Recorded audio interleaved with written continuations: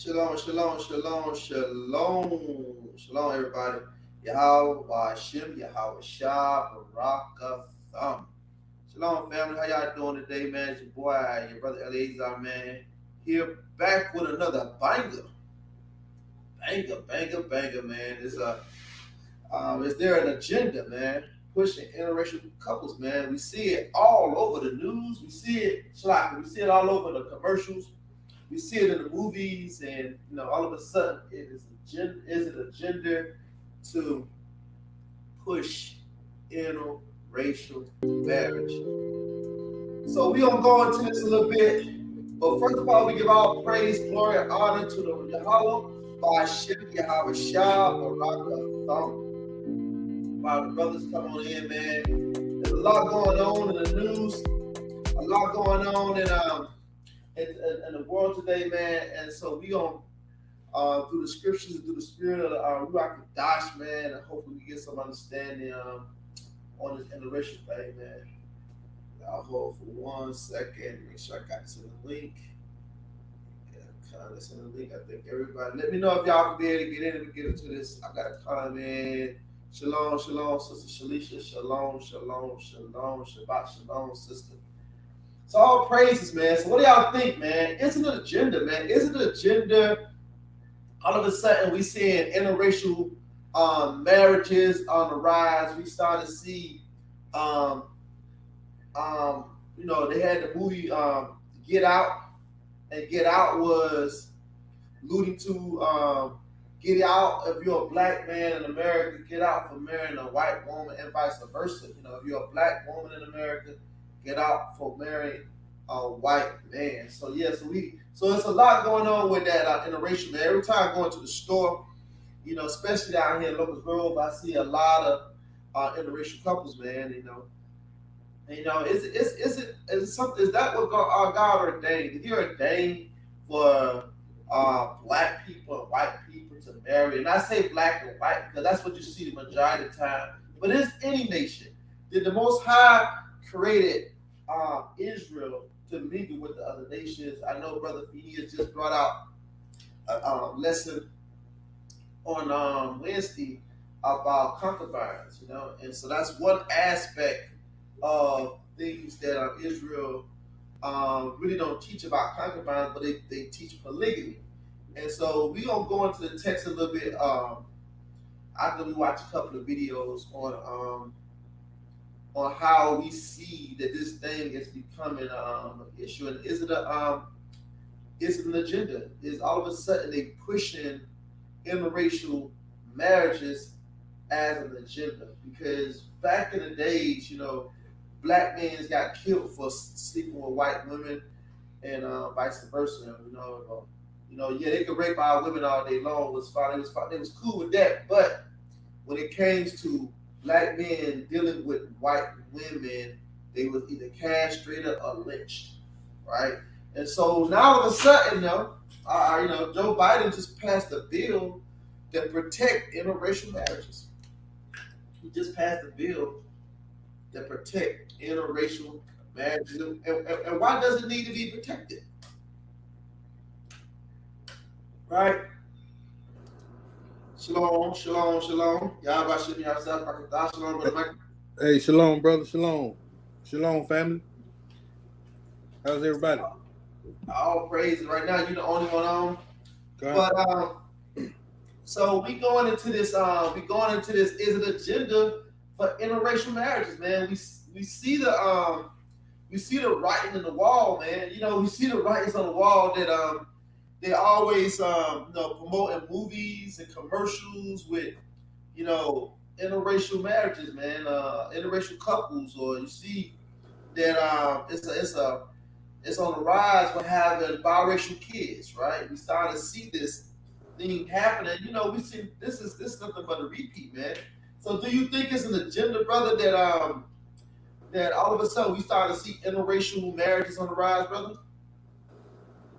Hey, I finna say, what ain't these days for is the agenda. Yeah, you know what I mean? You like you said, you see it a lot.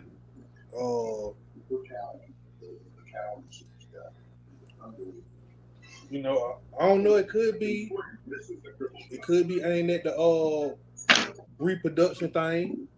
You know, it could be aimed at that because you know they rate so low now. So I don't know if it can't beat them drawing them thing. You know, so it's a lot of angles on that. Yeah, kind of. And so Joe Biden just passed a bill that protect interracial marriages. Did y'all see that? I seen. Yep. Shalom, brother Leon. Shalom, Shalom, brother. shalom. Shalom. So he just passed a bill protecting interracial marriages, man. So what does the Lord, man? If y'all brothers will, y'all start us off with our favorite scripture, man. We're gonna go into the videos, and we're gonna get into some textbook God ordained interracial marriages. Is that of God, man? You know. So let's get Psalms 133 verse 1.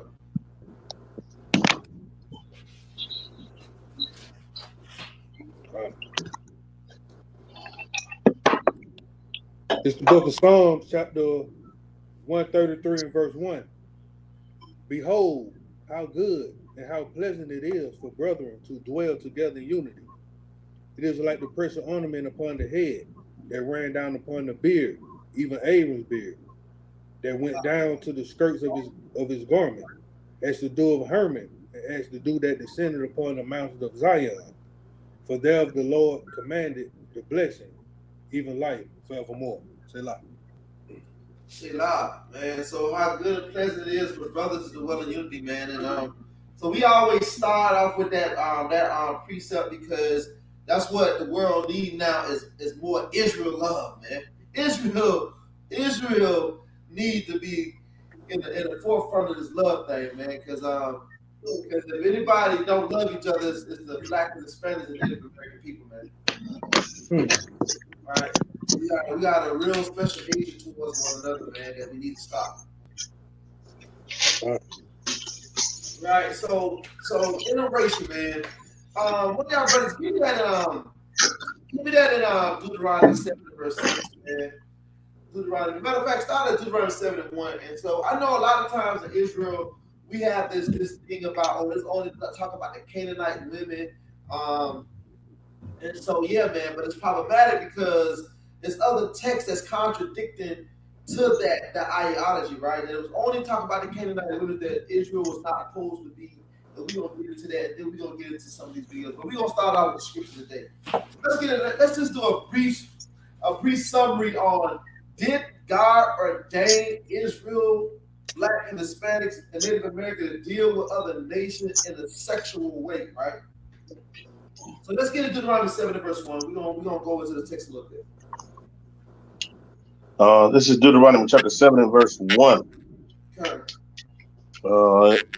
When the Lord thy God shall bring thee into the land whither thou goest to possess it, and have cast out many nations before thee, the Hittites, and the Girgashites, and the Amorites, and the Canaanites, and the Perizzites, and the Hivites, and the Jebusites, 7 nations greater and mightier than thou.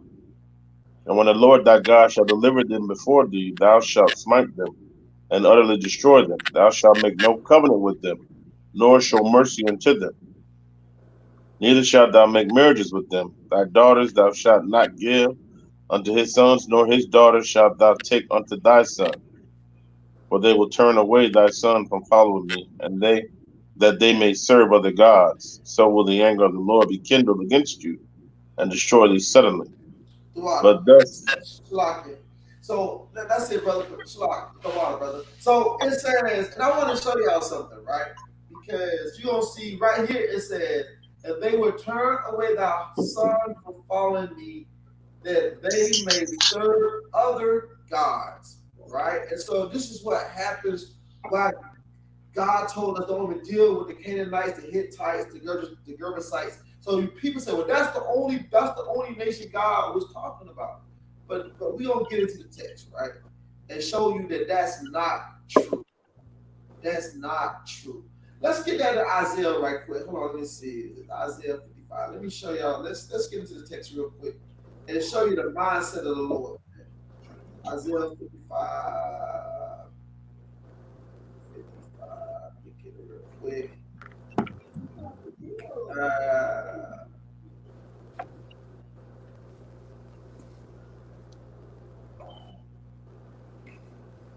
Let's go to Isaiah 55.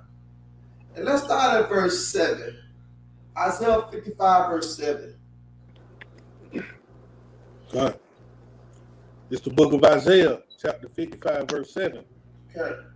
Let the wicked forsake his way, and the unrighteous man his thoughts, and let him return unto the Lord, and he will have mercy upon him, and to our God, for he will abundantly pardon.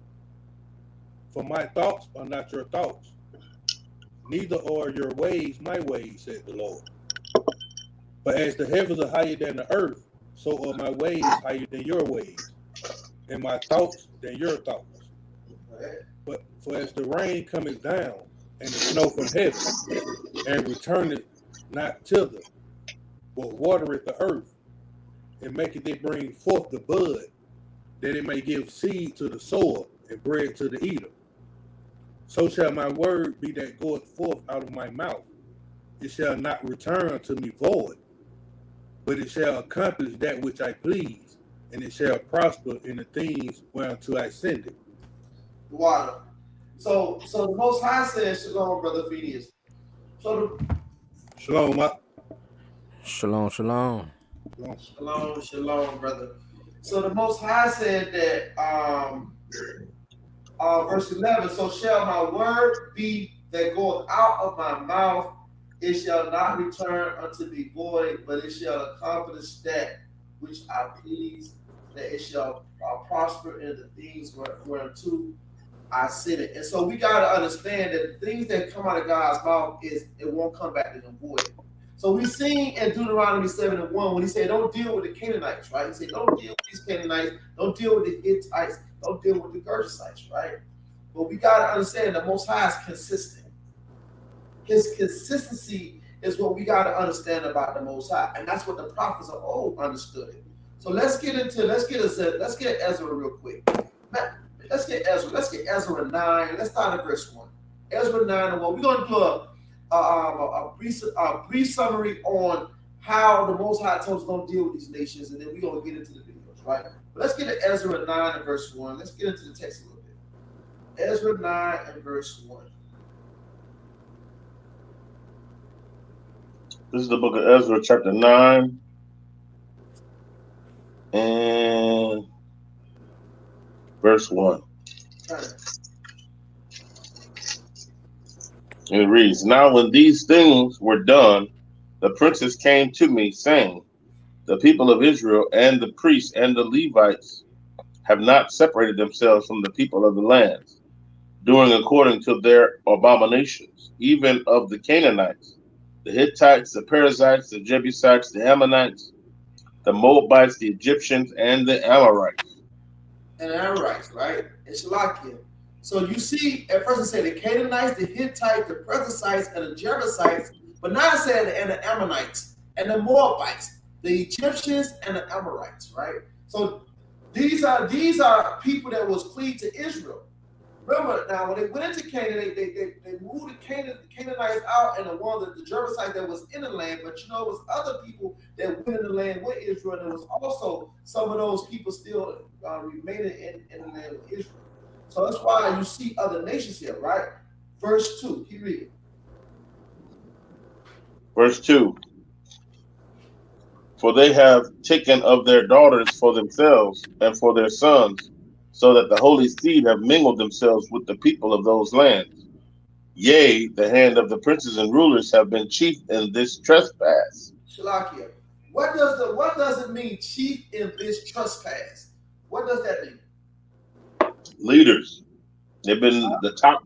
They've been behind it. Right. Responsible for it. Right. So what is the what does that word trespass mean? Offense. This thing that the Lord told them not to do. Right. The sin. Right? That trespass. The leader, they've been the chief of the trespass. Who was it? It was the Levites. It was the elders, right? It says with the people of the land, yeah, matter of fact, wait, what we have right at the beginning say, now when these things were done, the princes came to me, saying the people of Israel and the priests and the Levites, right? So this was Israel going into the other nations, and it said they was chief at this trespass, right? So read verse 3, verse 3. Verse 3. And when I heard this thing, I rent my garment and my mantle, and plucked off the hair of my head and of my beard, and sat down astonished. Then were assembled unto me every one that trembled at the words of the God of Israel, because of the transgression of those that had been carried away. And I sat astonished until the evening sacrifice. Go ahead. And at the evening sacrifice I arose up from my heaviness, and having rent my garment and my mantle, I fell upon my knees and spread out my hands unto the Lord my God. And he said, O my God, I am ashamed and blush to lift up my face to thee, my God, for our iniquities are increased over our head, and our trespasses grown up unto the heavens. Since the days of our fathers have we been in a great trespass unto this day, and for our iniquities have we, our kings and our priests, been delivered into the hand of the kings of the lands, to the sword, to captivity, and to spoil, and to confusion of face, as it is this day. So Ezra said, for this iniquity, when you go to verse 7, he says, since the days of our fathers have we been in this great trespass, right? Until this day, for our iniquity. He's saying that them going to these nations was trespass and iniquity and sin going into these nations, right? So we're gonna drop down just a little bit. He said, so we got cast into captivity for this great trespass, right? So let's go a little further. Let's drop down to verse 12. No matter of fact, drop down to verse 11. Verse 11. Which thou hast commanded by thy servants the prophets, saying, the land unto which ye go to possess it is an unclean land, with the filthiness of the people of the land, with their abomination, which have filled it from one end to another with their uncleanness. Now therefore give not your daughters unto their sons, neither take their daughters unto your sons, nor seek their peace or their wealth forever, that ye may be strong and eat the good of the land, and leave it for an inheritance to your children forever. And after all that is come upon us for our evil deeds and for our great trespass, seeing that thou, our God, hast punished us less than our iniquities deserve, and hast given us such deliverance as this, should we again break thy commandments and join in affinity with the people of these abominations? Wouldst now thou be angry with us till thou hast consumed us, so that there should be no remnant nor escaping? O Lord God of Israel, thou art righteous, for we remain yet escaped. As it is this day, behold, we are before thee in our trespass, for we cannot stand before thee because of this. Because of this. Because of this. He said we cannot stand before you because of what? This. That trespass and that sin. We said this is the Canaanites, but when you go a little farther up, it talks about now we're gonna get it somewhere else too. It say Canaanites, Hittites, Perizzites, Jebusites, Ammonites, and Moabites, the Egyptians and Amorites. All right. So these are more just than the Canaanite people, man. Right? And let me ask you a question. Let me ask y'all a question. Did Ezra, and I'm gonna get into Nehemiah, was they before or after Solomon and David?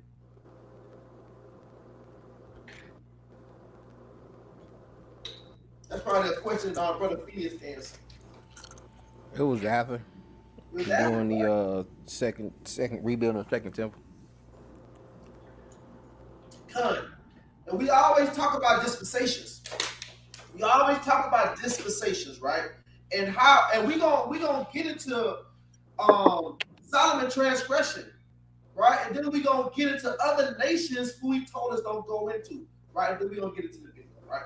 So let's get that Nehemiah 10 real quick. Nehemiah 10. So we're gonna get into Solomon transgressions. Nehemiah 10, I think it's 20.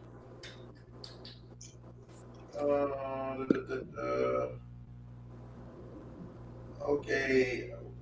Let's go to Nehemiah 10 and start at verse 20. Start at verse 29. Hold on, let me make sure this is the right one. The daughters bring in picture. No, let's go a little farther down. 13. Yeah. I think it's 13. I got the wrong precept. Nehemiah 13 and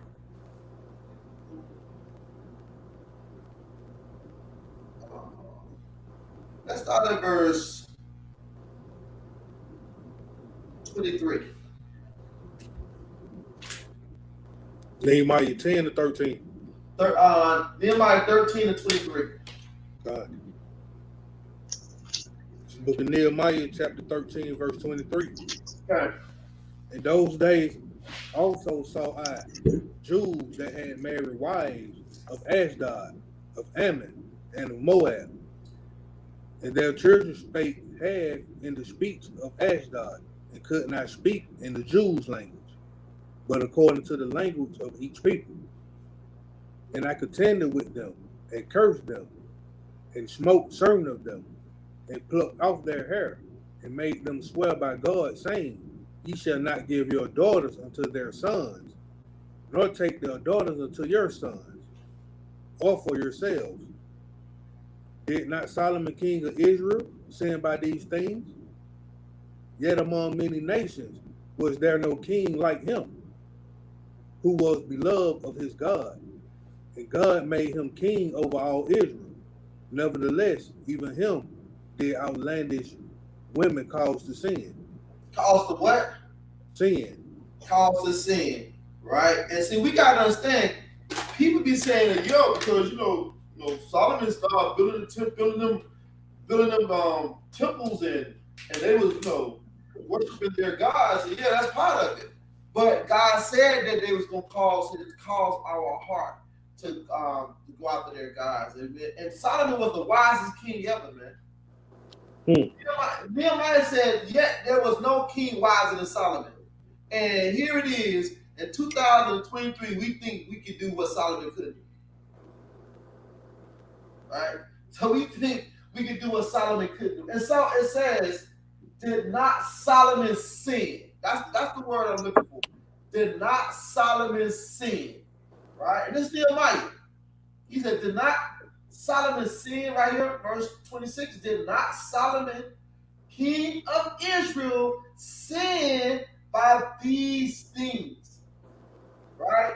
So let's go. Brother Phoenix brought it out on Wednesday, right? About the concubines. So let's see what the sin was. What did Solomon do to sin? Right? So let's get that in 1 Kings 11 and verse 1.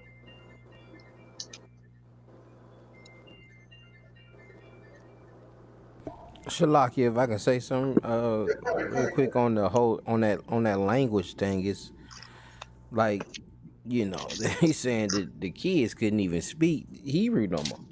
Yeah. Okay. That they just speaking, and it's always a universal language. It's always, I ain't gonna say a universal language, but it's always a language of the day that, just like today, it's great for everybody to speak English, so you can trade, so that you can you can navigate this captivity. And I'm sure among the other captivities, just like Aramaic was prevalent, in the time in biblical times also. And Greek. You know, when the Romans and the Greeks were ruling, um that would be the language of trade. But you know, and we see our kids come here today. We see Issachar and them come here, and they just, you know, and they grow up, and Issachar and them, the parents be speaking the language. It's hard for us to understand, you know, for the so-called Negro, because this all we know is English. But to be in a house and um lose your language, it's like, man, dang, how you didn't learn your how you didn't learn Hebrew, Right. how you didn't pick that up. But you know, men out working, and the mother is raising the child, and the mother wants her child to speak her nation's language. Yeah, no. You right. You right. And but to let me back on that. But it's also a culture. You know what I mean? It's uh, also everything that comes with it. You know what I mean? And so, because like when you start dealing with the other nations, you start dealing with their foods. You know what I mean? You start dealing with their festivals. You know what I mean? So it's also a culture is being lost in the midst of it as well. You know what I mean? uh, So yeah, man, great point, man. So First Kings 11 and verse 1, and he said, now this Solomon sin. Like, like then Solomon sinning on these things, and so you know we try to play semantics, but Ezra is, Nehemiah is not gonna say Solomon sinned if he didn't sin. If it wasn't sin, if he didn't understand that was sin during the time of the Second Temple, man. Nehemiah was a mighty priest. He exactly understood what the law said. They wasn't looking at fragmented text at that time. They was looking at the law in its entirety, and that's a whole other conversation, right? We're here in 2023, and we looking at translations. They was looking at the actual text. That's a whole other conversation. Right? But First Kings 11 and verse 1.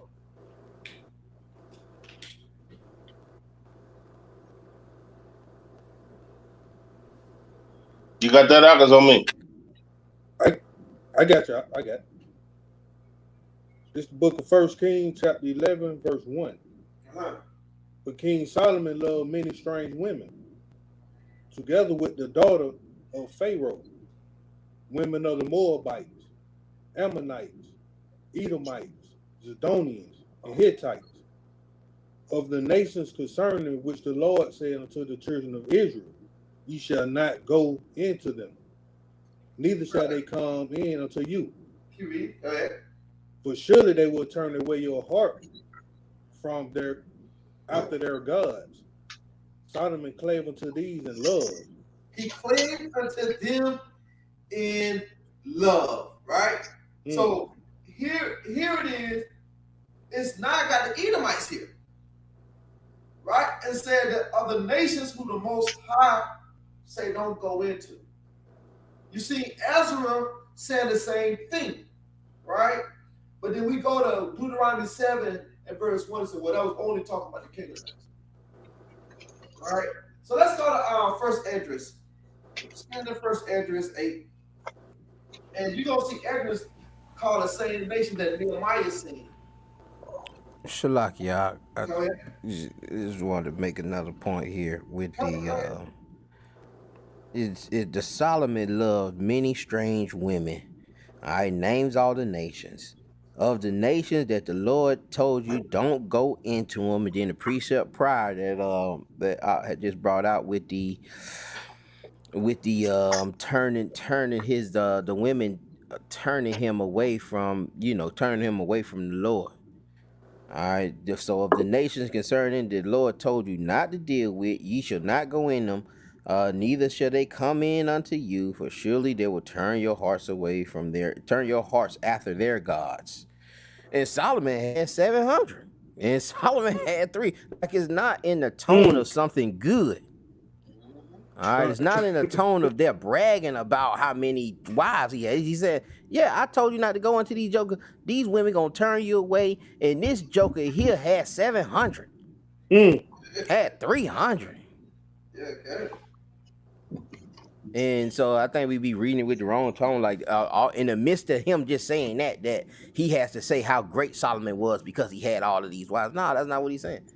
He said, "Man, I told this joker and told this joker what was gonna happen. This joker went out and got 700, got 1,000 of them." Yeah. Yeah.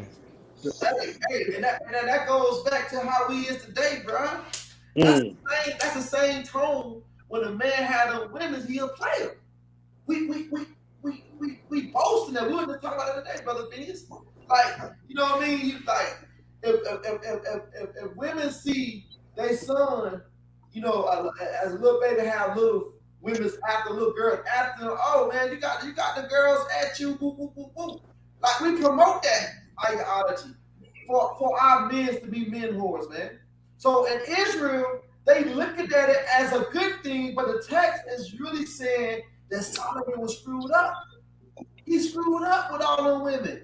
But we looking at it like Solomon was a player. Man, we looking at it. Yeah, go ahead, bro. I'm sorry, brother. Go ahead. Hey, I say it's like a kid in the candy store, man. You know, Baskin Robbins. You know, 50, 100 flavor, man. Yeah, Jack today, man. People all over the place, and it all boiled down to folk lust, man.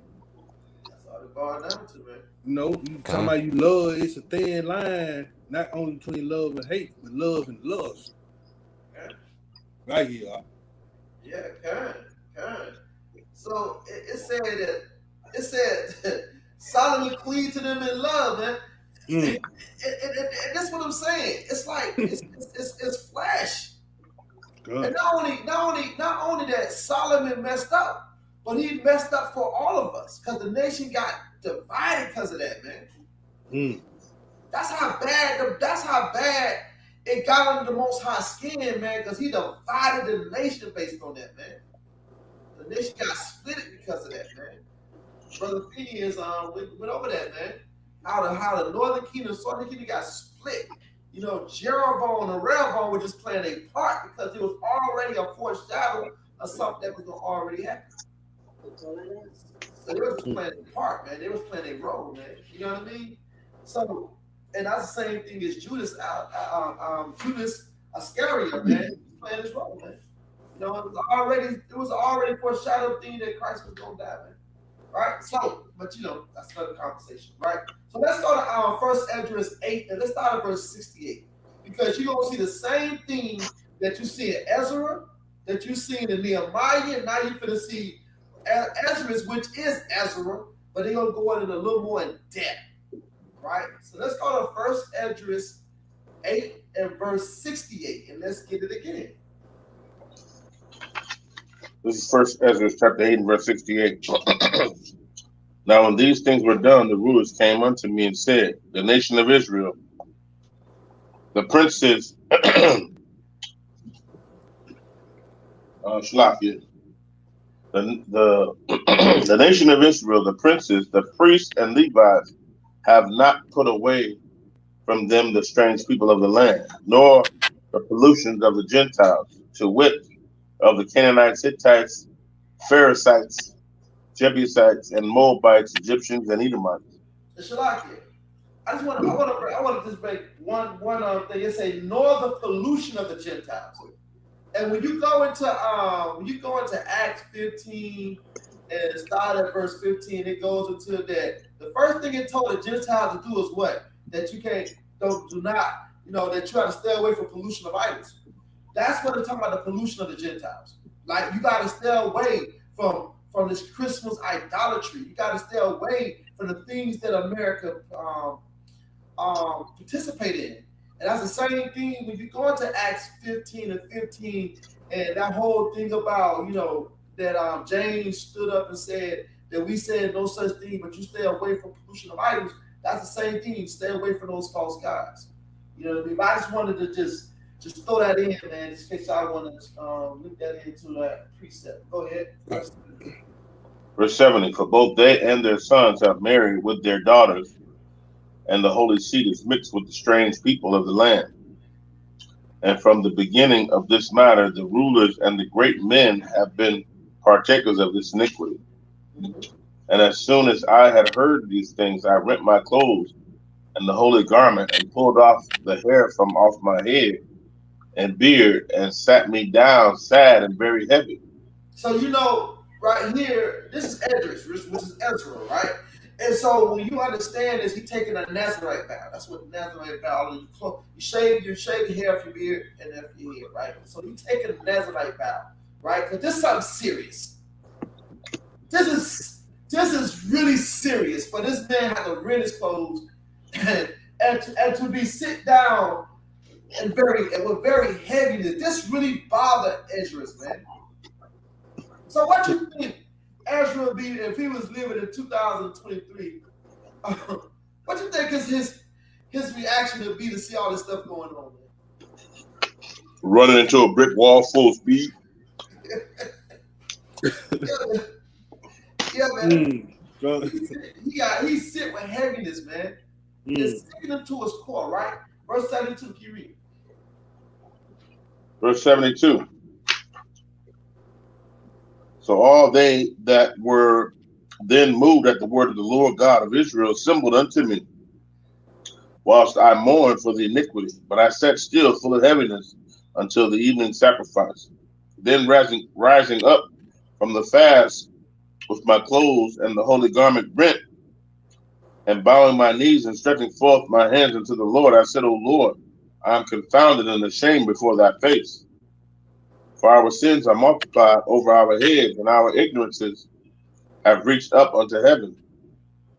For ever since the time of our fathers, we have been and are in great sin, even unto this day.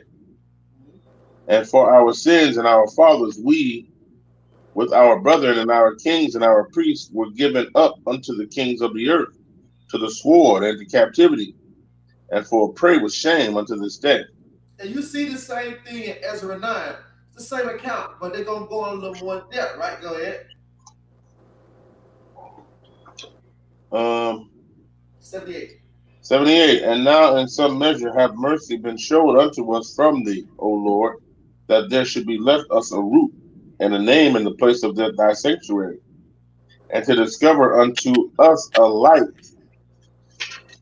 in the house of the Lord our God, and to give us food in the time of our servitude. Yea, when we were in bondage, we were not forsaken of our Lord, but he made us gracious before the kings of Persia, so that they gave us food. Yea, and honored the temple of our Lord, and raised up the desolate Zion, that they have given us a sure abiding in Jewry and Jerusalem. And now, O Lord, what shall we say, having these things? For we have transgressed thy commandments, which thou gavest by the hand of thy servants, the prophets, saying, that the land which ye entered into to possess as an heritage is a land polluted with the pollutions of the strangers of the land, and they have filled it with their uncleanness. Therefore now shall ye not join your daughters unto their sons, neither shall ye take their daughters unto your sons. Moreover, ye shall never seek to have peace with them, that ye may be strong and eat the good things of the land, and that ye may leave the inheritance of the land unto your children forevermore. And all that is befallen is done unto us for our wicked works and great sins, for thou, O Lord, didst make our sins light, and didst give unto us such a root. But we have turned back again to transgress thy law, and to mingle ourselves with the uncleanness of the nations of the land. Shalakia. He said, and didst give us and didst give unto us such a root, but we have turned back again and transgressed thy law. Watch this, and to mingle ourselves with the uncleanness of the nations of the land. And so that mingle, that remember said you mingle your holy seed, it's talking about we slept with them. Right? They slept with the members of the land and they transgressed God's laws. All right. So verse 88. Mightest not thou be angry with us to destroy us, because thou hast left us neither root, seed, nor name? O Lord of Israel, thou art true, for we are left a root this day. Behold, now are we before thee in our iniquities, for we could not stand any longer by reason of these things before thee. And as Ezra in his prayer made his confession, weeping and lying flat upon the ground before the temple, there gathered unto him from Jerusalem a very great multitude of men and women and children, for there was great weeping among the multitude. Go ahead. Then Jeconias, the son of Jelus, one of the sons of Israel, called out and said, O Ezra, we have sinned against the Lord God. We have married strange women of the nations of the land. And now is all Israel aloft. Let us make an oath to the Lord that we will put away all our wives, which we have taken of the heathen, with their children, like as thou hast decreed, and as many as do obey the law of the Lord. Arise and put in execution, for to thee does this matter appertain, and we will be with thee, do valiantly. So Ezra wrote and took an oath of the chief of the priests and Levites of all Israel to do after these things, and so they swear. So they swear on this thing, man. And so they said, man, look, man, we're in great transgression. We transgress God's life, hey, bro. What are we gonna do with that, man? What can you do with that? They said it was transgression, and they was transgression, and they sinned against God, and they transgressed God's laws. What are we gonna do with that, man? Right?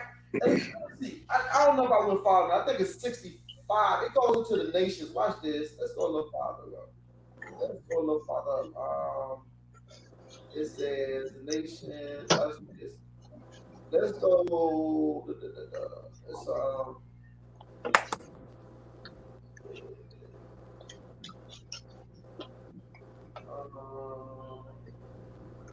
goes into the nations who they was with. Let me see.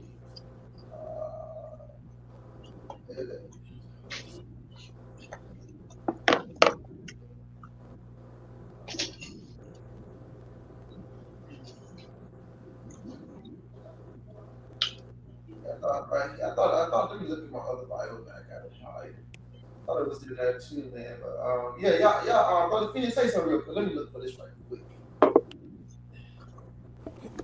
Yeah, it was another point that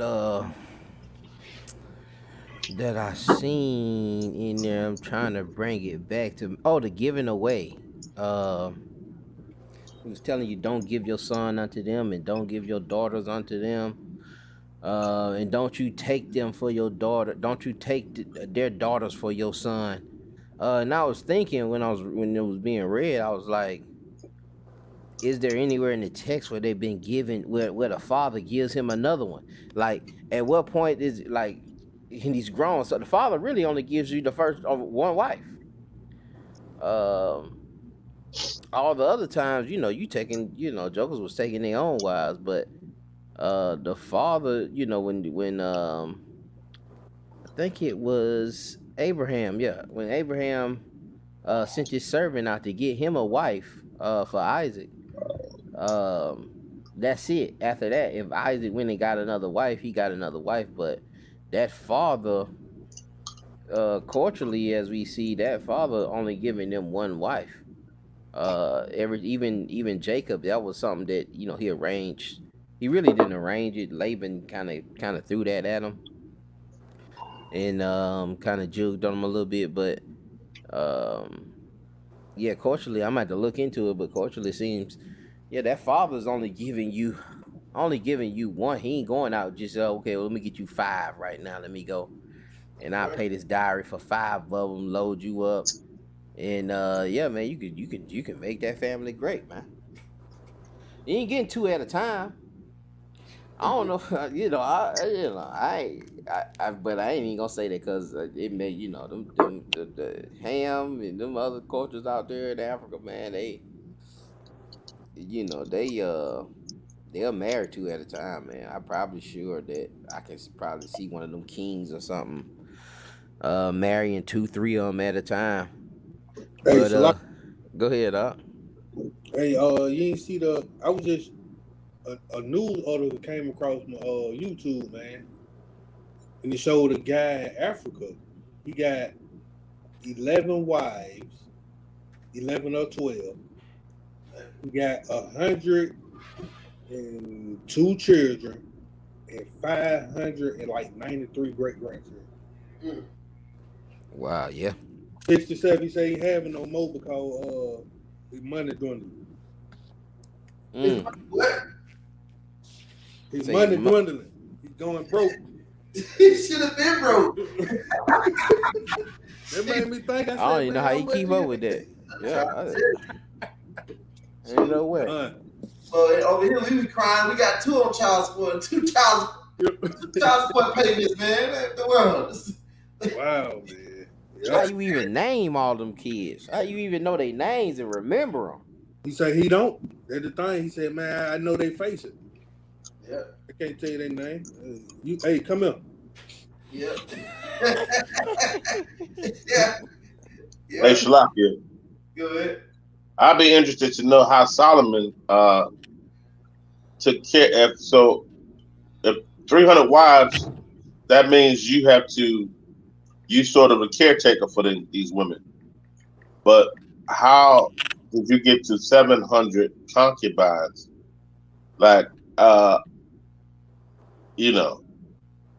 know he lived quite a long life, but I'm just trying to understand that dynamic. Like it's had to be some women that you didn't see for like a year. I'd be interested to know just how that dynamic went down, how that worked. I mean, just look at it from this perspective. Not only was he had 1,000 women, but he was a king of a kingdom. So he had to handle kingdom business. You know what I mean? And you got 1,000 women, man. You know a lot of women, man, you probably didn't see in 10 years, man. You know what I mean? Come on, man. Because he still had to king, man. He still had to handle the kingdom business. And people was coming from miles around to seek wisdom from Solomon. So he had appointments. You know what I mean? It just, man, 1,000 women, man, jeez. Gee whiz. Okay. And Shalakia, we was talking about Esther, and how that king was operating in the book of Esther, where he would only see them women once a year, like you were saying, and then one time they couldn't really come back to see him. If they came back to see him, just like Esther had to, if he didn't like what you was finna ask him, you was gonna get killed. You was gonna risk death if you came back and seen him, and that's how his nerves were bad, his patience was thin. If those women came and asked him for anything, and he didn't, and it wasn't reasonable to him to bother him, and he gonna kill you. Kill him, yeah. And two, Solomon only had 4 kids. Yeah, that's a whole nother conversation. That's a whole nother one, but he ain't had but 4. Wow. There was no such thing as protection back in those days, brothers. You know what I mean? But that's a whole nother conversation. You only have 4, man.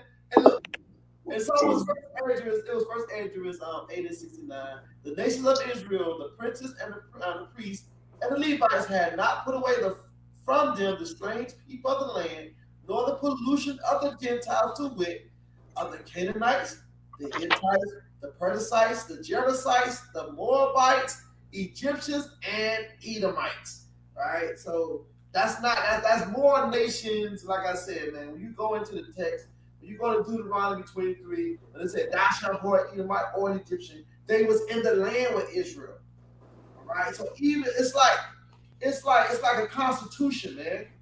It's like a constitution. The law is a constitution. So when you say you from Honduras, say you from Honduras, and you come to America, you say, America, we love it. I want to be an American citizen. So guess what? You gotta abide by the Constitution of the United States of America. Same thing if you go into Israel. Israel laws was the Constitution. It was the Constitution. So that's why you see the Edomites in there. That's why you see the Egyptians in there. We say, "Thou shalt not harm." That was a constitution. That was a constitution that the Most High had put sanction on Israel. And so when people came into Israel, it was any nation, not just the Canaanites. Because we see it in the text. We see it in the text. It was Israel constitution that you don't go into these women. That's why Esdras said, "Look, I'm in great heaviness with this sin and this transgression." Hey, Salaki. Go ahead. Hey, it looked like a magnifying of that Judah 5:20 to me. Because like you were saying, Biden just passed the bill. You know, anytime Esau do something, people lose their mind, man. Brother lose it. Man, the president say we could do it now, man, integration. And they lose it. Okay. You know, so ain't that new under the sun? That's right.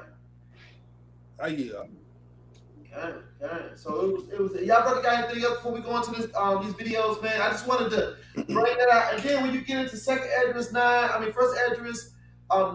they talk, and then they kick the people out. They kick the wives. And then you notice they said, "and their children." we gonna kick their wives and what they were stepkids. He said we're gonna kick the wives and their children. Man, I mean the verbiage, man. Like, did they consider? No, because the Bible says God hate putting away. We see that with Hagar, and that word "wife," we gotta understand the wife that ordained and the wife that's just a concubine, pretty much. All right, and so the wife that ordained, the Most High say no. Right, when Moses did that, that wasn't ordained of God. How I know that? Because Yahweh Shah said it was. He said, Moses did that because the heart of your heart, but at the beginning, it was not so. Hey, so like again, out they go their legislation. You know, you try that today. Yeah, I'm just gonna put away, get rid of them. Okay. Yep, they gonna wipe you out. They go, yeah. Put us away. Put us away. I dare you. Yeah, put us away. You gonna be around here with a sign on your neck. I'll rap for food. You around here sobbing like Marvin, man. What do y'all think about that, man? About that Constitution, man? I just think the law was the Constitution, but that's the way I see it. What about y'all, brothers? Before I get into these videos, you talking about that bill that just passed? No. I'm talking about the law being our Constitution. When Israel, you know, it was the law was the Constitution of Israel. Like we look at the law as, you know, we got to keep the law. But when you understand, when we went into the land, the Most High, the law was given to us in the wilderness, but it wasn't implemented until we went into the land. That's why I said, when you enter into the land, the Lord have given you, these are the things that you got to do, right? Because the law itself was a constitution, right? It was a constitution. How we supposed to live righteous in front of God's eyes while we was in the land that He gave us. You know what I mean? That's like America, man. You break America, if you break America laws, man, they gonna lock you up. They gonna put you in jail, man. And that's what. So what happened when you broke God's laws? He put you in jail, man. He put you in captivity. He put you in captivity, man. I mean, come on, man. They get a lot of stuff from God. I see that the law was the constitution of the Most High, how we supposed to have governed Israel. And yeah, not saying now we talk about laws, commandments. We still got to keep God's commandments wherever we go. But I'm saying primarily was for us how we was going to be living righteous in the land of Israel, and that was our constitution. What do y'all brothers think about that?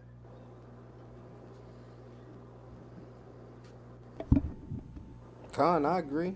You know, that's what those laws, statutes, and commandments pretty much was to govern the kingdom, and ultimately we still will govern the kingdom once this thing is reestablished.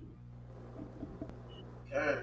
All praises, all praise. So let's get that precept as I'm gonna get into the video. Let's go to Isaiah 2 and verse 1 and read out of verse 5, one of y'all brothers, please. And we're gonna see the same thing as we going back into the land, most I will. Isaiah 2 and verse 1. God.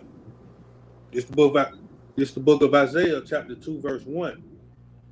The word that Isaiah, the son of Amos, saw concerning Judah and Jerusalem. And it shall come to pass in the last days that the mountain of the Lord's house shall be established in the top of the mountains. It shall be exalted above the hills, and all nations shall flow into it.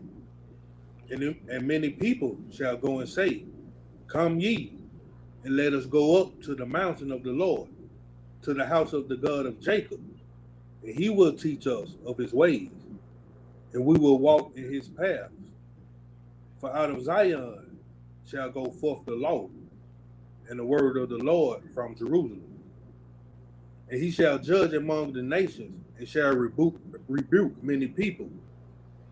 And they shall beat their swords into plowshares, and their spears into pruning hooks. Nation shall not lift up sword against nation, neither shall they learn war anymore.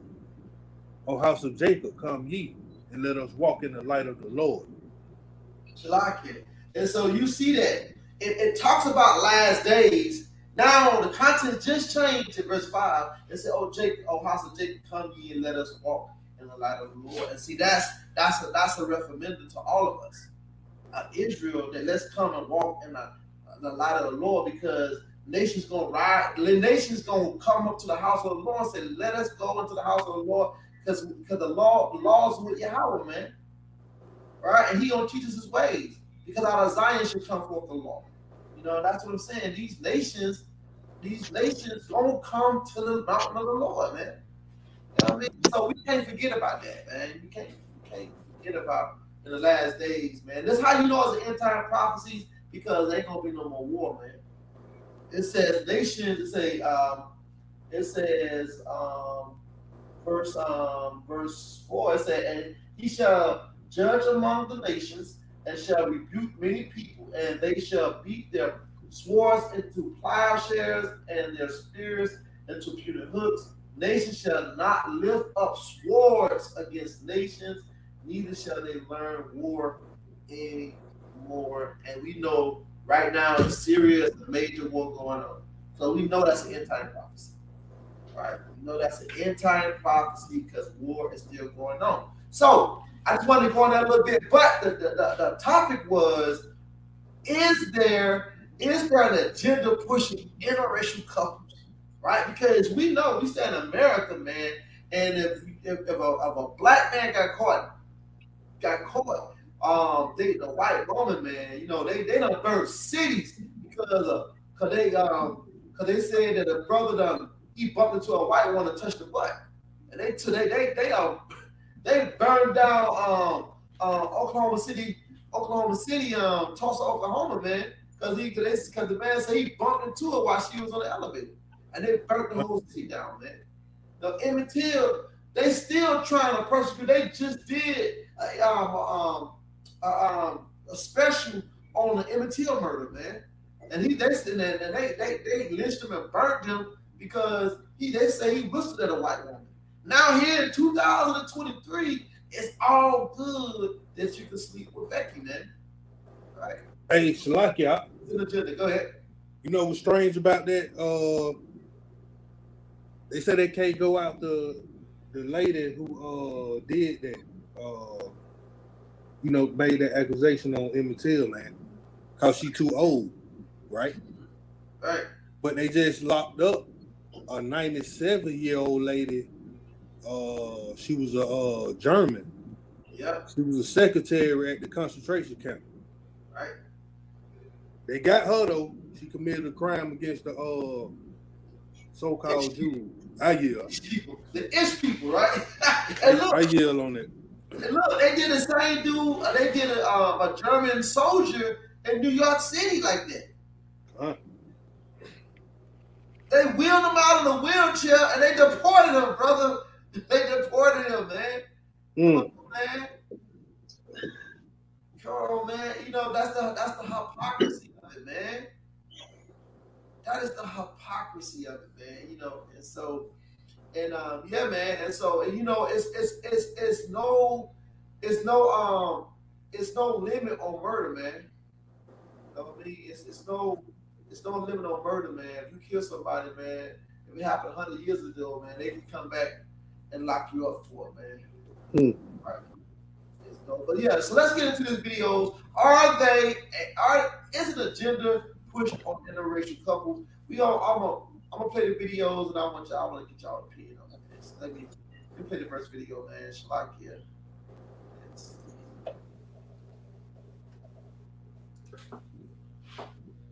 Is there a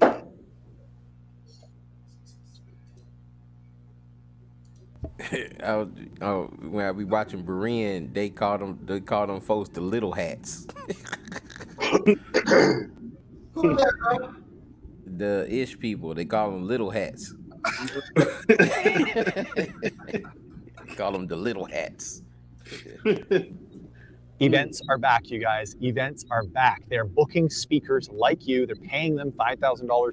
Are doing. Of course, they know exactly what. So I'm gonna stop. Did to me. People, get over it. By the time these young people get ready to have children, they will realize that as the hole in the ozone layer gets larger and larger, more and more sunlight is allowed to enter our environment, and more people who have pale faces are going to die of melanoma, which is a skin cancer that you get if you don't have enough melanin in your skin. Let me tell you, people of color are going to be very much in demand for reproduction in the future. And mark my words, you're laughing now, but you wait 20 years. You won't even have to wait 20 years, because they're going to see that if they want their children, their grandchildren, and their great-grandchildren to survive, they're going to have some melanin in their skin. That's the way it's going to be. This is going to take care of itself. So we are already seeing Mrs. Jane Elliott's prediction coming to reality. We are seeing a shift in action in real time. Check out this. Shalaka, she did that a couple of years ago on Roland Martin's show. So I just wanted to put that disclaimer right there. Next clip, and I'll meet you guys at the end. Black guys or white guys? Black guys. Okay, can you elaborate as to why specifically black guys? Yes, black guys are melanated, and I want my children to survive. And I know that the only way for them to survive in the future is for them to have melanin in their skin. So that's the way for me to, make my legacy continue. Okay, I like that answer. That's actually a really unique answer. So it's not going to be about the personality of black men. Neither is it going to. So what do y'all think about that, man? Does that sound like an agenda? Does the majority of people that's into these, of the Caucasian race, are they under this mindset of, I know it's all fluff, right? I know we just speculate, right? But what do y'all think, man? Do y'all think, are they that much aware about the ozone layer with the hole and the whole sun thing, and yeah, they need melanin in their skin to let their race survive this melanoma the pandemic, man? What do y'all think?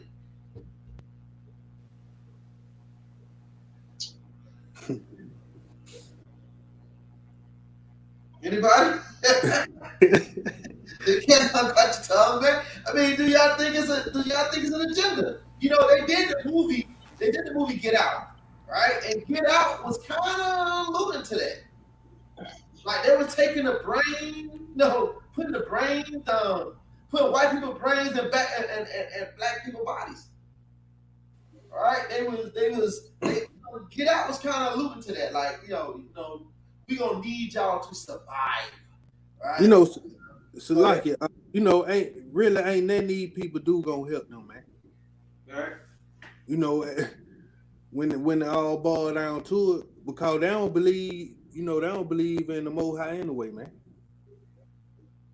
So it gonna be about survival until infinity and beyond with them.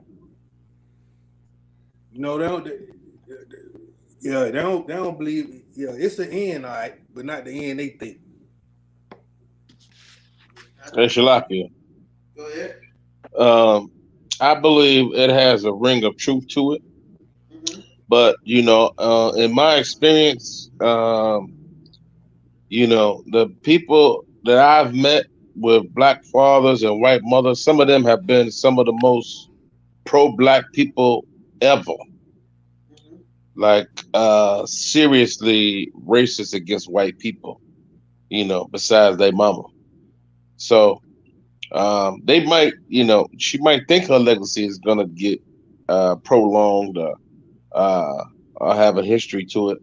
But you are creating other Israelites. Right. So you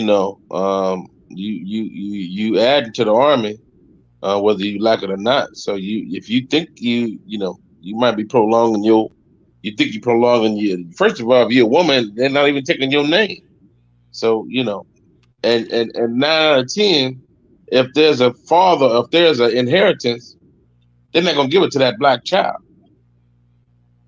Because the grandfather, whoever got the money, he's not gonna give it to that black boy, especially. So that's like a double-edged sword. She might need to watch what she wish for. And I want to stick right there, right? It's two things you said that I want to address, right? One thing you said is that you done dealt with biracial children, and they be pro-black against white people. And so when you look at that dynamic, is it because they are experiencing racism within their families for them to have that type of? Because Gorilla Hebrew, shout out to Sakari. They he got a white mother, but his father's Levite, right? And so, and I think Asar got a white mother as well. And so, when you have, when you see him talk about white people, so-called white people, it's almost like with a disdain. You know what I mean? So is it because they experience racism within their own family dynamic? I mean, it's only speculation, but you can imagine. You can see how that could happen very easily, especially when they're young. And we think kids don't see everything. Kids see everything. Right. They take notice on that thing. They pay attention to that. Like, it's almost something you can't avoid. Like something you can't not notice. Whether it be Christmas or whatever, whether it be how the granddaddy talked to him, how the dynamic of the relationships, you know what I'm saying? But it definitely comes out. I ain't never. I got 3 mixed kids myself. So I can imagine the two that's in Germany, they are die hard, like they embrace their heritage. I told them about Israel and I told them about the Bible, being in the Bible, but they don't even that don't shake them. They like sprechen Sie Deutsch and my chicken and Hähnchen and pomfrits, and that's all they care about is that German heritage. But my daughter here in Illinois, by a white girl, she is, for lack of a better term, a nigger. Like she's, she might talk white, but she acts black. So I don't know how that works. but she loves her mom. Like her grandparents, and she had all her siblings are mixed. So, she didn't have to worry about that dynamic when the grandparents came over. She has a brother and a sister, and they both are mixed as well. So, how you? Yeah, kind. Hold on 1 second, y'all. Hold on 1 second. I forgot we was on YouTube. I didn't mean to put my business out there like that.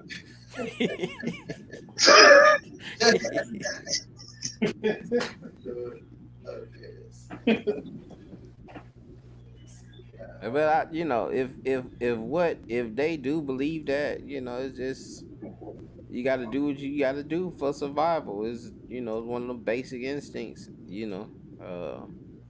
And they ain't gotta necessarily go that route because they done impoverished us enough where that DNA and that seed is all in them banks. They gotta store it up.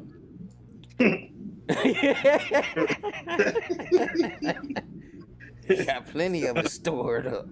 Shoot. Yes, sir. Probably got that thing probably listed by complexion. Yeah, they probably got that thing in the system, or on the level of melanin and how dark they is. Go ahead, Ashalak. It's like it reminded me when we went to the slave museum and they had them different colors of dirt in them jars, man. All shades. If I don't remember what I'm talking about. Yeah, Dog, dirt, light, brown, all flavor. It's like you hold on for 1 second.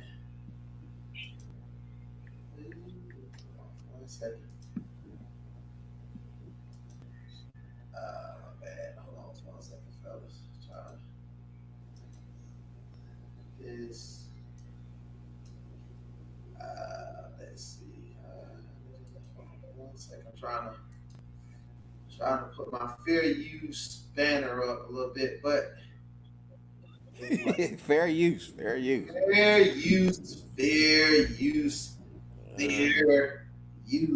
All right. So we just gotta make sure we put that up there because So, but fair use. All right, brother. Phoenix, you was saying something, brother? Nah, I yielded. I was done. Yeah, kind. So yeah, man. So I'm trying to find out how to put that in the front. But yeah, man. Fair use. I made a banner for it, man. I wish y'all could see it. It looks real nice. That's he over there working hard. Yeah. Click that mouse like 30 times. Yeah, click it.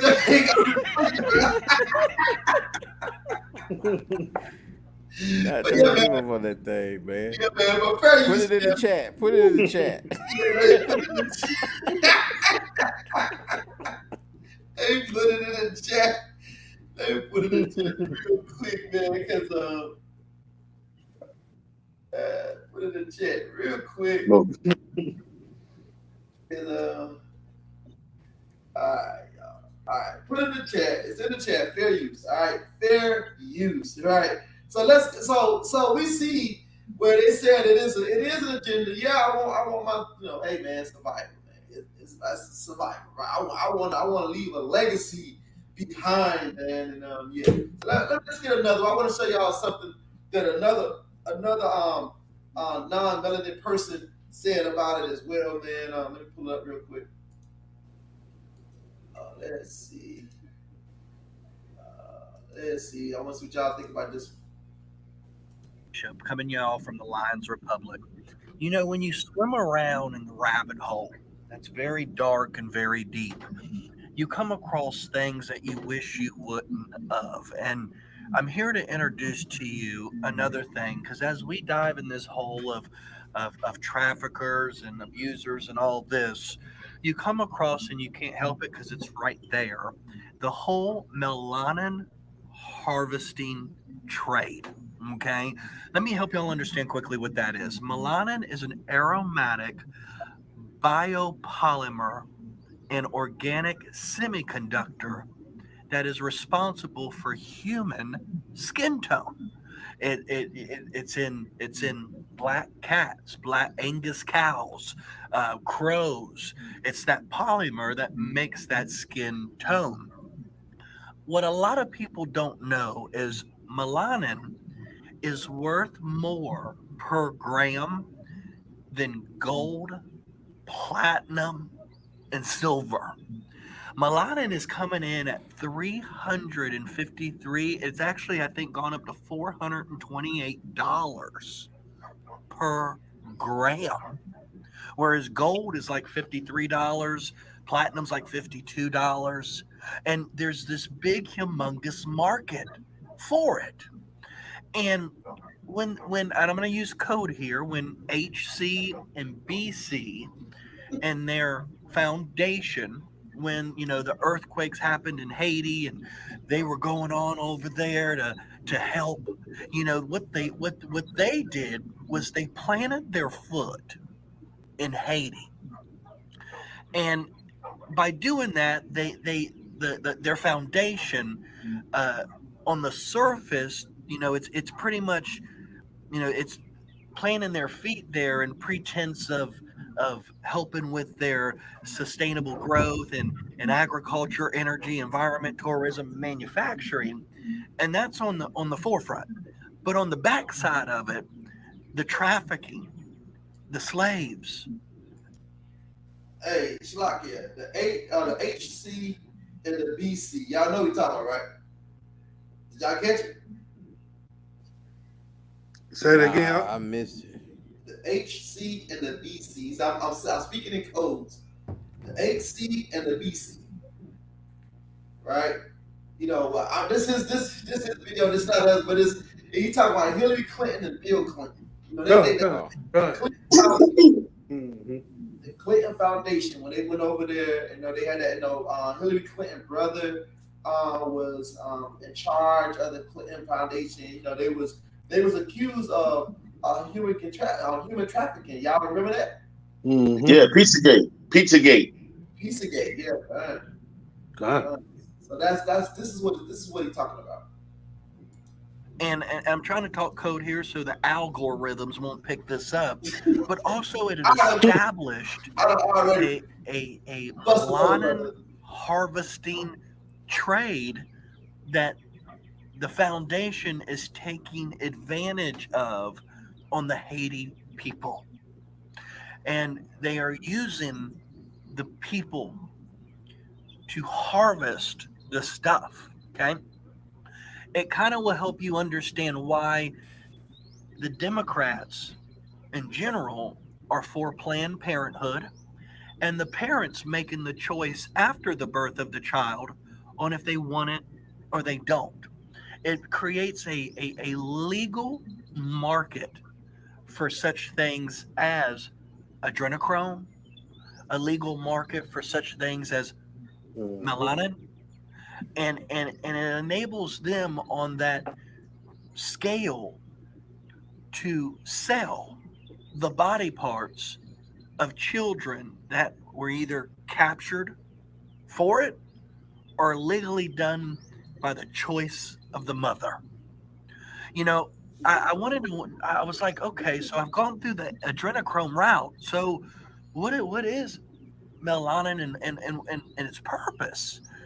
And it gives you an elevated self-esteem, sense of self-esteem, self-worth, and healing from the emotional and psychological effects of MAFA.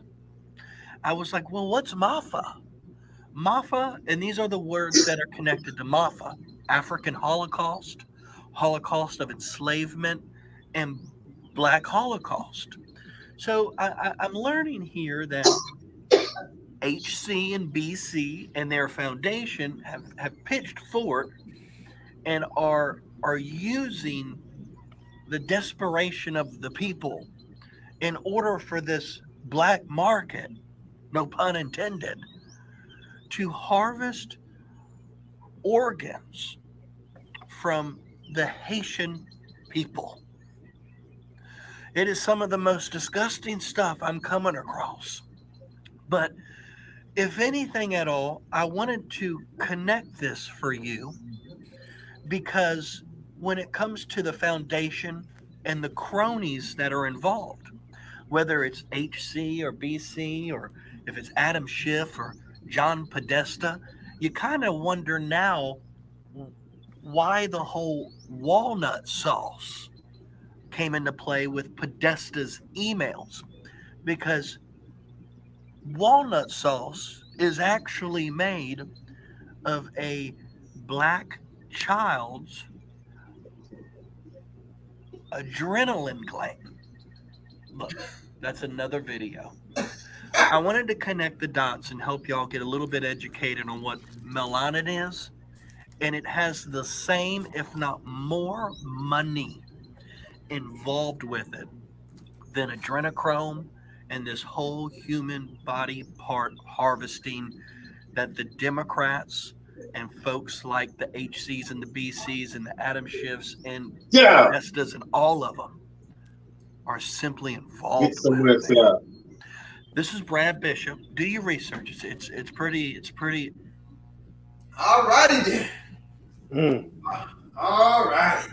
So he said, here's another, and like, you know, I was reading an article some time back, and it was saying that how in Chicago it was found a tractor trailer full of guns, and people was just dropped down in the middle of Chicago, and people just started jumping on there getting guns, and nobody know where that tractor trailer came from. And so the whole when you understand back in the 90s, not allegedly, they said it was this big old. When I was in the music industry, and Brother Phoenix, you was in the music industry too, you probably heard it as well.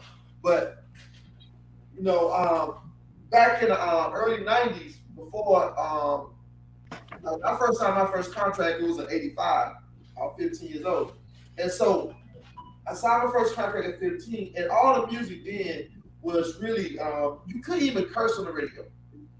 You couldn't like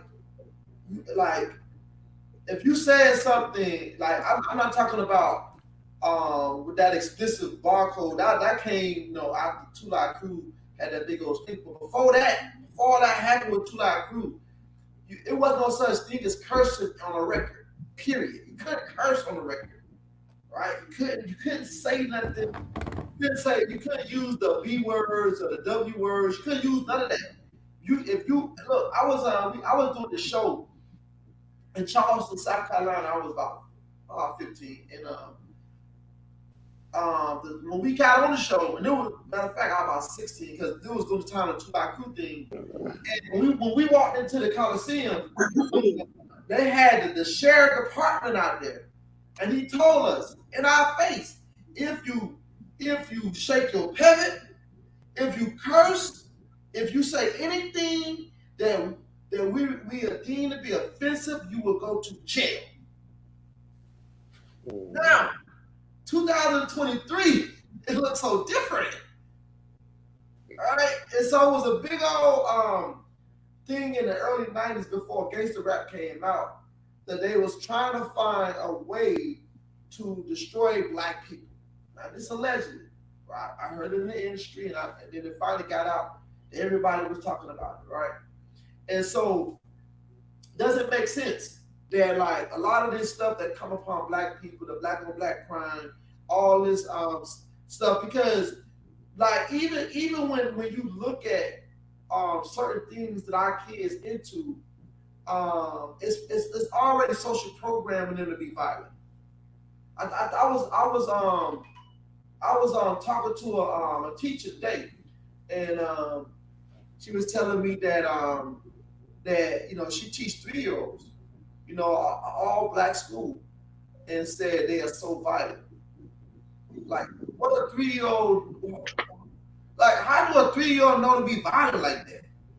Right? And look, a lot of times the parents are getting younger, but not only getting younger, but they have zero parenting skills, man.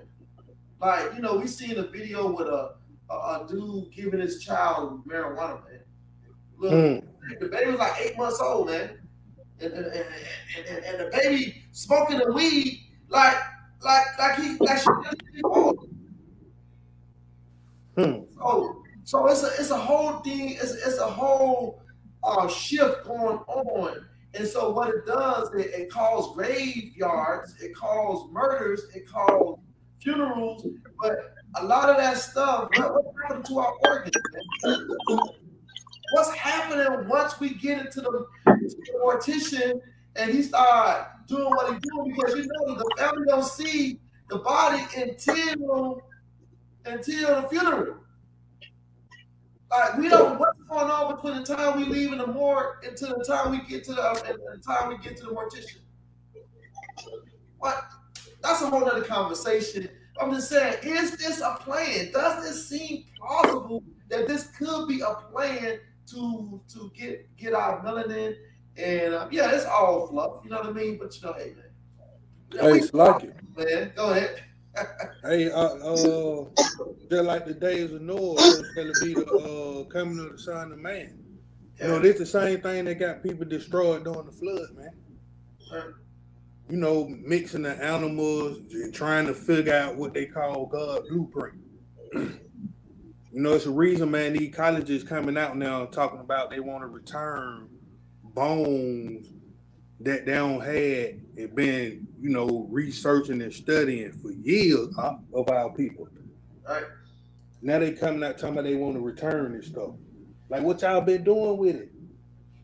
Like the young brother died, and when they did an autopsy on him, he was stuck with newspaper. Yeah, man. Yeah. He died at the school. Like, what? Right. All these children missing. You can't go to Walmart nowhere without 20, 30 pictures on the wall. Right. Of kids missing, man. And why is not an outcry for that, man? That's like a pandemic, man. When you see kids are missing, why don't we see that on the fake media, man? Hey, man. Because they're doing experiments. The reason they keep it's still going on is they ain't found a way to keep that pineal gland alive. Mm-hmm. That's where the melanin comes from. Okay. That pineal gland in the middle of your head. If they can keep that thing alive and was able to transplant it into a white person, that's the only way you're gonna be able to regenerate melanin, like day in, day out. Okay. And that's still not gonna change your spirit, and that's not gonna change the Most High's plan for you. So you can continue to try and kill people, but you are doing nothing but putting hot coals on your grave. Because if they would have figured it out, by now, Jacob's trouble will be in full effect. If they could figure out a way to keep that thing alive and to have it regenerating that melanin in your body and having it pumping, and you will get the same effect. You will be stronger, faster, you're darker. Then you better believe that's when they figure it out. That's when Jacob's trouble is going to kick into full effect. Until then, they still reaching their straws. That's why we still coming up missing. They still trying to figure it out. That's just my opinion. It's all speculation. But I just believe it's the Most High's will. You ain't gonna never figure it out. It's not meant to be like that. So but we still being wicked, so he's still allowing us to be killed, and that's what it is. Now you. And I agree. It is the most High will, and a lot of them living longer too, man. Like I'm seeing some people living 99, 100 years old, man. It's like what are they doing, man? Like it's something, man. But yeah, I'm with you, man. It is all the Most High will. That's why Israel got to repent. That's why you have to repent. Your money is not going to be able to save you in that day of the Most High judgment. What I mean by judgment, I ain't even talking about the final judgment. I'm talking about judgment on this earth. I'm talking about judgment right here. Where you're going to be good. The only thing you're going to save you is the Most High. And if it's a lot for the most part, for these nations to deal with you in some kind of way, then your final rest going to be with the Most High. If you doing what He say do, man, you know what I mean? So hey, go ahead. I feel say she like it. I say, man, it's a lot of people wait around for transplant, whether it be heart, kidney, liver, whatever. Right? Rockefeller had 6 heart transplants. Yeah. At the age of 99, 6 of them. Wow. Where the 6 we were looking for? Organ donors, man. Where they come from, right? They probably wanted 25, but I yield on that. Yeah, what's the president? What's the vice president name who did that too? George, the first George Bush, no, the second George Bush vice president, Cheney. Was it Cheney? I think. Dick Cheney, the second George Bush vice president. Yeah, he had the one who was accused when they did the not Iraq war, but the Afghanistan war, and then he had Hollisburg or whatever to go rebuild it up. But anyway, him, he had needed a transplant, man. He had got ill, man, and man, that heart came in a matter of seconds. Yeah. So the man said that it's something with the seas over there, and taking the Levite brothers, man, and they coming up missing, man. So the class isn't a gender, man, for pushing interracial coupling. But I threw this one in as a bonus. Like, is it a bigger plan? As far as Esau, and that's to me that 2 Thessalonians 2:3, that he poses himself as he was God. So he said in the seat of God.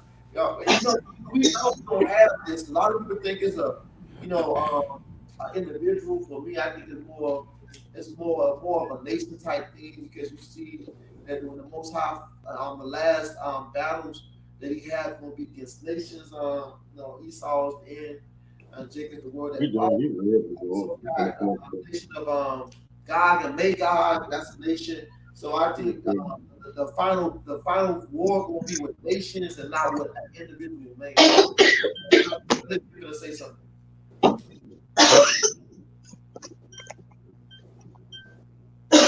Shalaya? I said you have to say something about this? Well, yeah. It was a lot. Man, if with the Negro mindset today, if Esau was taking melanin, a lot of Jakes would line up. A lot of Jakes would give up their liver if it would curl their hair and make them lighter. If it would curl their hair and make them lighter, a lot of Jakes would be lined up, man. We call it up that credit score. Right. We call it plasma center, brother. God. You know what I mean? Brother be lined up at that plasma, man. They be, I like what they do to the. Oh yeah, they take our blood and put it back in us. I like, well, y'all crazy, man. You have no idea. And I went in there one time, man, and I had to walk out, man. It looked like everybody was in there like zombies. Yeah. And I was like, nah, man, I can't do that, man. I need a little $40 too, man. But I was like, nah,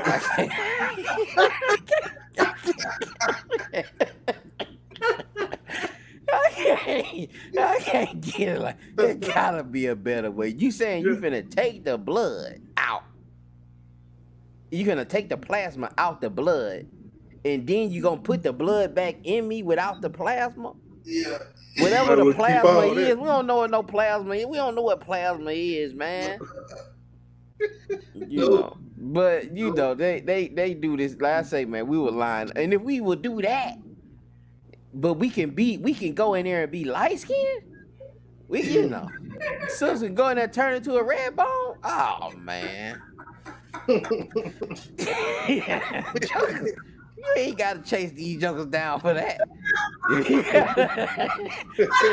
Jokers up there bleaching their skin. That's the #1 product sold in Africa and Haiti, man.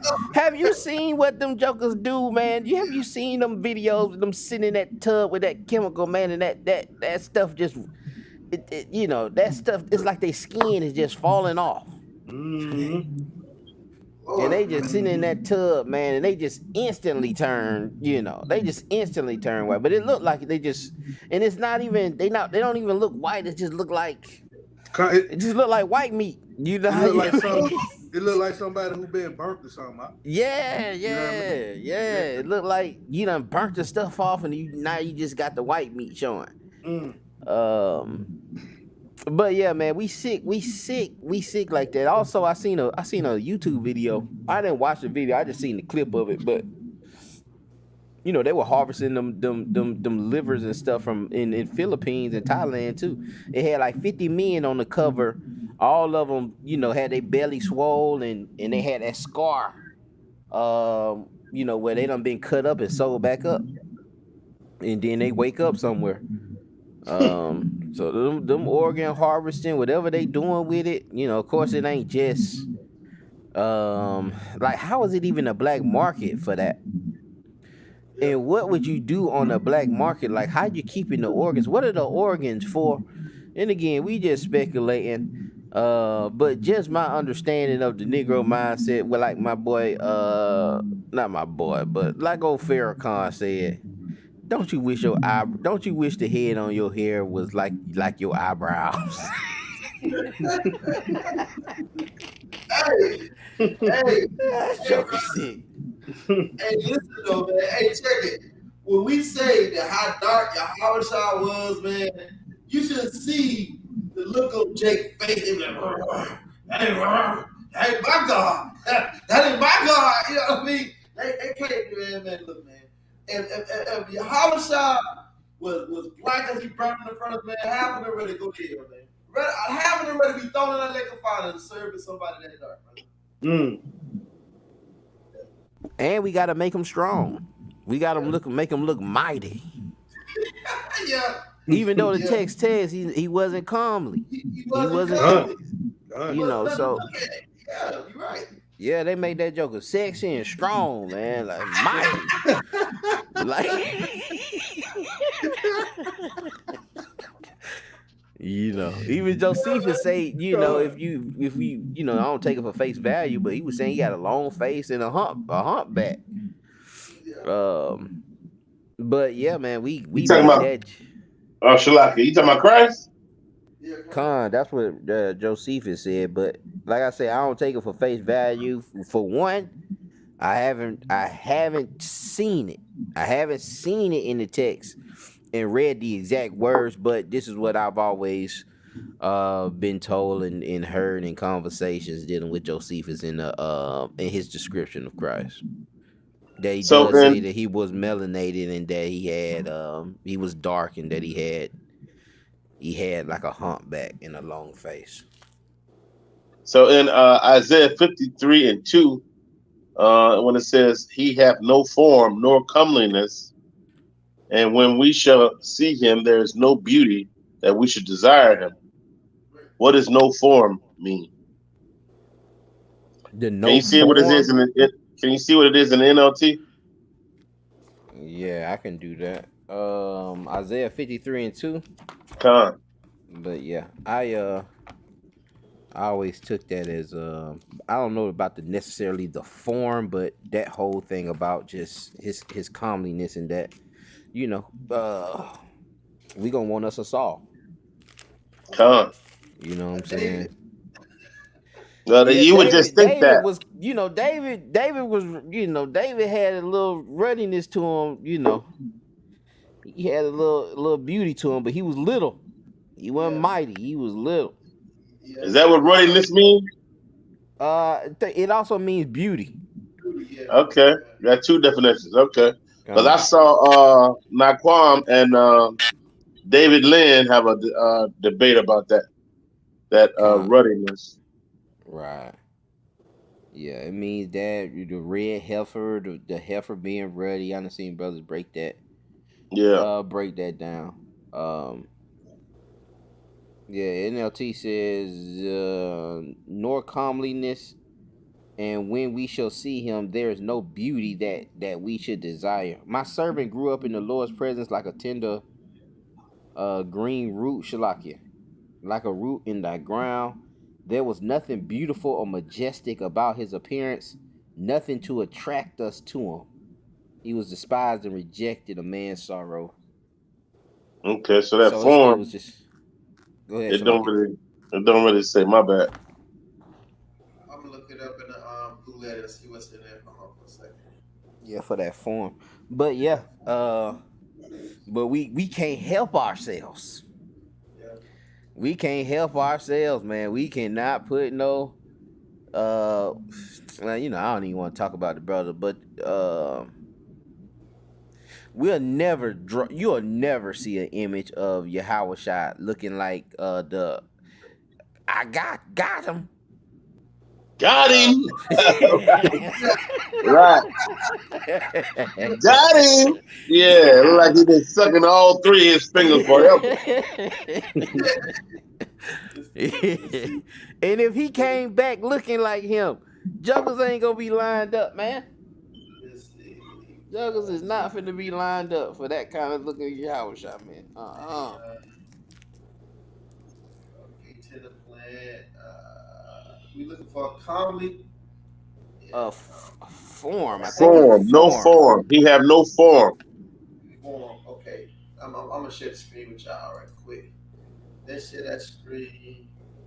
Let's see it right here. I'm gonna share the screen real quick.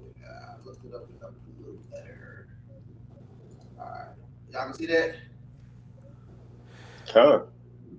shape, form, outline, figure, appearance.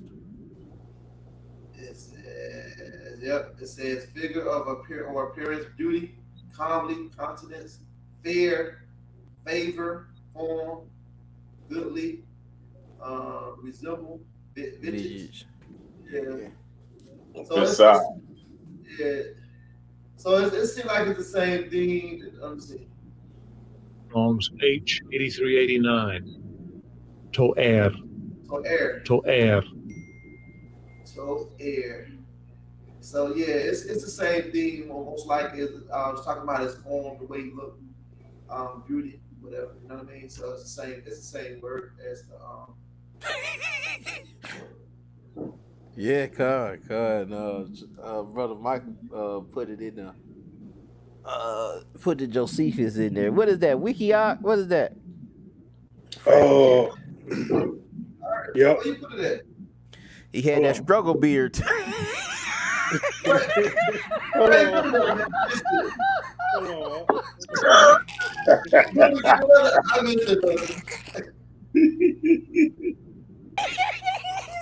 Oh man, let me stop, man. This stuff up. I'm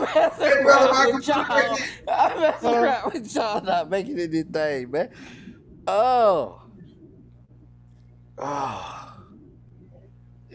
Whew. Oh man. So he had that struggle beard.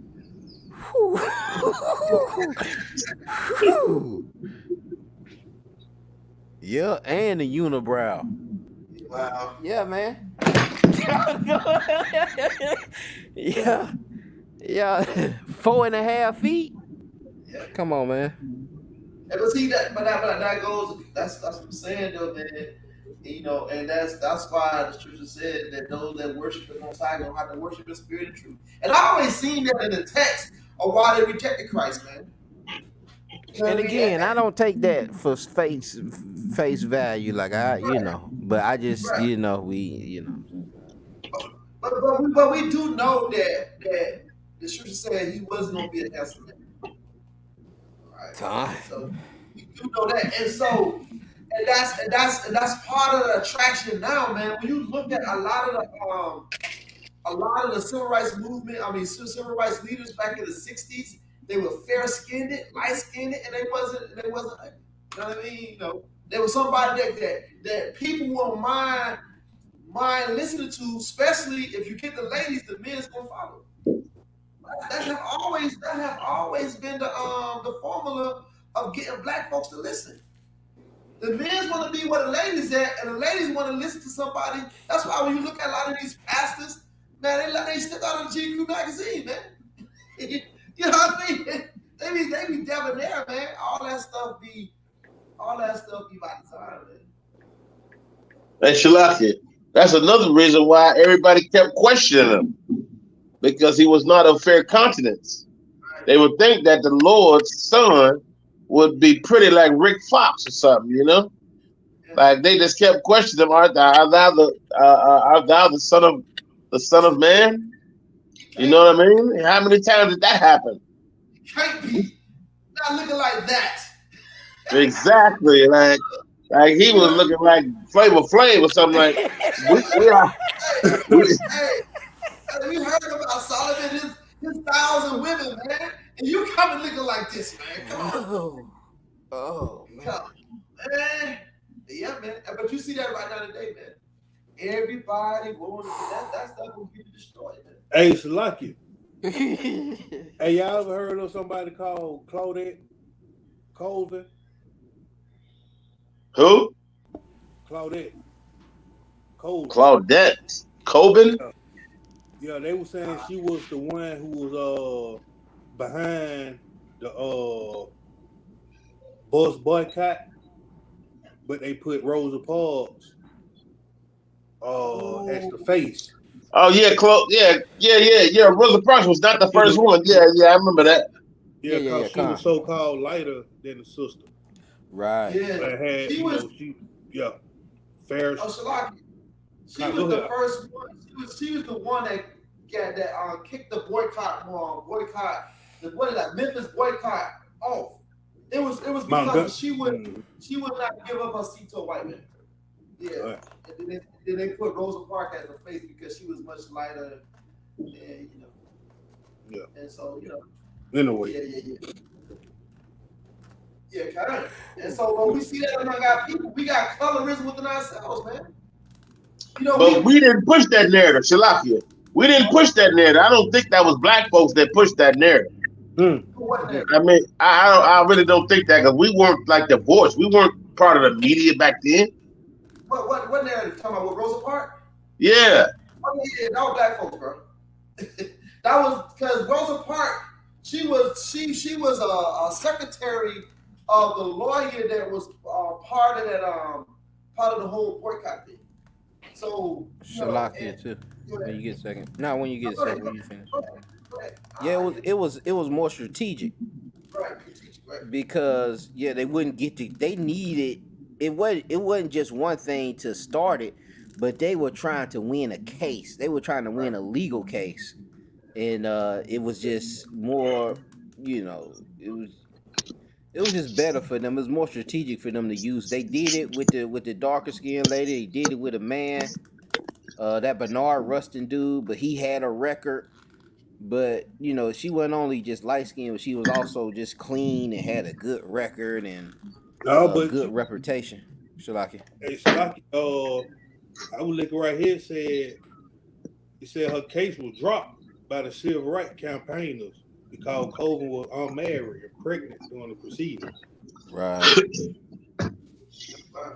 Yeah, so it was a lot going on. That didn't fit what they were looking for. Right. They said they wanted something clean. Yeah. On the night, man. Hey, and look, and I let you know how far we done came from society. Because if you was pregnant and unmarried, you got vilified for that thing, man. You got vilified for that thing, man. People walk around looking at you like you stink. You know what I mean? So yeah, man. All praises and glory and honor goes to the Most High, man. Y'all brothers got any closing remarks before we get up out of here, man? We already at 2 hours, brothers.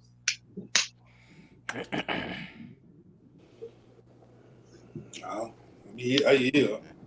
Yeah, I yield also. Well, I yield. Hey, go ahead, brother. You got something to say? No, I was just gonna say about that. That last statement you just made, and even taking it all the way back to biblical times. Just a woman, single with kids. How would they look on her, and how that would be a reproach. But I yield. No, but that's it. Well, all praises, glory, honor goes to the Most High God, man. Y'all visit us tomorrow. We'll be back on TV tomorrow at 1 o'clock, man. It's gonna be cold out there, man. You know, and so we will kind of lay back on the camp, but we will be on TV, man. We ain't trying to, get out there and get sick, man. You know what I mean? Because there's a lot of germs in the air, and plus that it's gonna be cold in downtown Atlanta, so we're gonna bring it out. We're going into was Christ God, man. We're going to a couple of videos, man. Because people saying that Israel going off, man. They going off by not saying that Christ is God, man. And we don't identify Christ as being God. So we going on. So we gonna dive into a little bit tomorrow in a little video about what's Christ God. You know, going from that John 1:1, you know. So we're gonna try to get some understanding. We're gonna listen to a couple of apologetics, try to break it down, and then we're gonna kind of bring our own interpretation of the scriptures, no private interpretation, but text. And so yeah, man, Brother Phoenix, you got anything you gonna be tomorrow? Or how you doing tomorrow, brother? Nah, I gotta make a few phone calls, but just depending on the temperature and depending on how I need to move on what I get an answer from this phone call. But so yeah, I had to let y'all know something tomorrow. Hey, so like y'all, knowing that topic, which for tomorrow I gotta do my research on schizophrenia. Right. Yeah, man. And we gotta understand, man. Like the thing about the text, man, it's multiple layers. But sometimes we always look at only the bird's eye view. But we gotta understand that text is multiple layers. So we gotta be able to look at the witnesses, the brothers go into the different key maybe how what is said. That way we can make sure we can get a text for the proper way, right? So we gonna look at it from the angles. We gonna listen at different perspectives, and then we gonna just try to narrow it down to a perspective and what. So yeah, man, y'all join us, like, subscribe, and share to Bring It Out TV. Like, subscribe, and share to Brother Phineas Israelite on YouTube. Like, subscribe, and share to back in Venus. We go throw a video of the morning. So yeah, man, y'all, let's get this algorithm going. Let's get this these turtles pumping, man, so we can do the work, man. So y'all brothers, man, man, y'all family, man, shalom to you and your family, man. Y'all be in peace. And pray that the Most High continue to watch over you and your family. Nothing else, man. Yahweh Shabbat Shalom. And y'all brothers and sisters, take it easy. Shalom. Shabbat Shalom, family. Shabbat Shalom. Come on.